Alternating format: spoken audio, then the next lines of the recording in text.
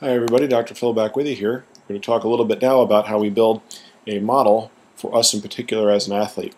The whole purpose of race day is to model what's going on with your personal physiology. What we want to understand is how the positive and negative effects of training, or the fitness and fatigue we develop from training, change with time. And what we'd like to do is see a prediction of how we'll be able to perform in the future, so we can plan appropriately with respect to races and things like that.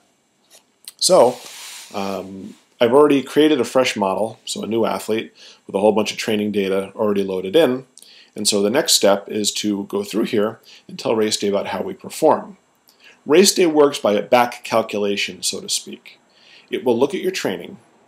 It will look at how you were able to perform on different days, and then it will back calculate what your levels of fitness and fatigue must have been to result in a given performance on a given day. Once it's done that, we can then start making some calls about what the optimal training is for us in particular, or the optimal way to schedule training is for us in particular. So, this was a subject in a laboratory study that we were recently doing, so we're just going to use their data for the sake of argument. If we click over here on this particular date, we click on this little logbook and timer button right there, and what you see is a graph of the session in question, and this athlete just did a series of sprints. So if we wanted to say look at their sprint power, the way to do that would be to select it, create a lap by clicking the plus key, and then clicking copy to test. Now I've already created the lap, so I'll select that. We see for this particular sprint the athlete averaged 968 watts, which isn't bad for this particular athlete. Let me click copy to test. RaceDay tells us that it made the copy. We go and look. We can see now the test column has a single test in it. We would do this for each session where the athlete did some sort of test, and then we would ask RaceDay to build the model. Now, that's one way of doing it. Let's say we didn't really do a whole lot of performance testing. What we can ask RaceDay to do is basically go through all of our data and build and find pseudo-tests, so to speak. So, for instance, this athlete always did the same number of sprints. So we might say that, well, a reasonable way of looking at how their fitness might improve would be, was the overall power for the session improving over time of the study?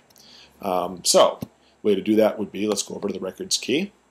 And we were looking at 1 minute intervals before, but just for giggles, let's say we'll look at the whole training session. So it's a 30-minute session, and there should be 18 samples for that. And let's refresh. And we see here that if we try to judge this athlete based on the average power they held for the whole session, we can see that that increased with time. So that might not be a bad thing to try and use. So what we would do is copy these to the test results, and we'll see now that the test column is populated with test efforts.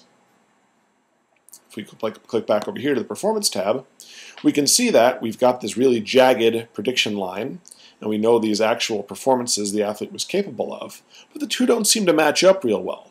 That tells us that this is not a great model. If we look over here, we can see the R squared and the R are very, very low. Again, that tells us this is probably not a great model for this athlete. So if I was going to build a training schedule for this athlete, I wouldn't be so keen to look at this particular effect curve and have a lot of confidence that this was going to be the best way to build the training for this athlete. But I have a prediction line, I have some performances the athlete did, so I might want to try and calculate a model. I'm going to ask RaceDay to analyze the training, analyze these performances, and give me an idea of what was actually going on with the athlete. So let's make that calculation, and kaboom, we can see now that we have a much better R squared and R number. It's above 0.8, which is really pretty good enough for our purposes at least. And now we see we have a very different looking curve here.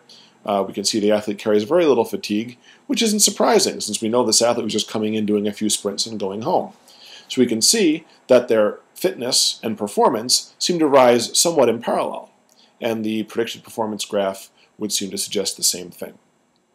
So this would be a more reasonable model. But again, you want your performance test to be indicative of the event you're talking about. So if you're a triathlete, sprints may not be the best thing to do. You may want to select a longer event like a time trial anything longer than about 3 minutes based on the scientific literature would really be appropriate to give you an idea of how triathlon-specific performance or aerobic performance was improving with time. So that's how you build a basic model. Process is the same for all the different sports.